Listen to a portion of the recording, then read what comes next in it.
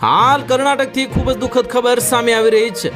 વાત કરીશું મહત્વના સમાચારની તો કર્ણાટકમાંથી ખૂબ જ ચોંકાવનારા સમાચાર મળી રહ્યા છે। અહીં એક સફાઈ કર્મચારીએ પોલીસને એવી માહિતી આપી કે જે જાણ્યા બાદ પોલીસની પગ નીચેથી જમીન સરકી ગઈ હતી।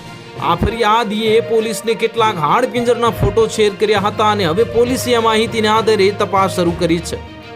રિપોર્ટ અનુસાર કર્ણાટકમાં એવા વ્યક્તિએ પોલીસ પાસે આવીને માહિતી આપી હતી કે મેંગલુરુના કોઈ ધર્મસ્થળના એક સફાઈ કર્મચારી પોલીસ સ્ટેશન ગયો હતો અને દાવો કર્યો છે કે તે ઘણા વર્ષોથી આ ડેડ બોડીઝને ઠેકાણે પાડી રહ્યો છે અને જો કે તેને આમ કરવાની ફરજ પાડવામાં આવી હોવાનું પણ જાણવા મળ્યું છે।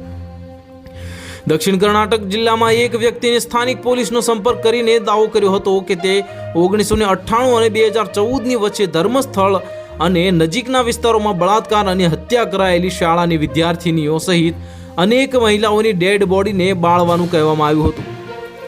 ધર્મસ્થળ મંદિર વહીવટતંત્રમાં ભૂતપૂર્વ સફાઈ કર્મચારી તરીકે કામ કરતા હતા અને આ વ્યક્તિએ અધિકારીઓને તેની ઓળખ ગુપ્ત રાખવાની વિનંતી કરી હતી। લગભગ એક દાયકા પછી આ વ્યક્તિ હવે જઈને આગળ આવ્યો છે ત્યારે આ સમગ્ર બાબતનો ભાંડો ફોડ્યો છે। તો હાલ માટે આટલું જ, મળીશું અપડેટ સાથે। જો તમને અમારા વિડીયો પસંદ આવતા હોય તો વિડીયોને લાઇક કરી દેજો, ચેનલને સબસ્ક્રાઇબ કરી બાજુમાં આવેલા બેલ આઇકનને દબાવી દો જેથી તમને આવા સમાચારની અપડેટ મળતી રહે।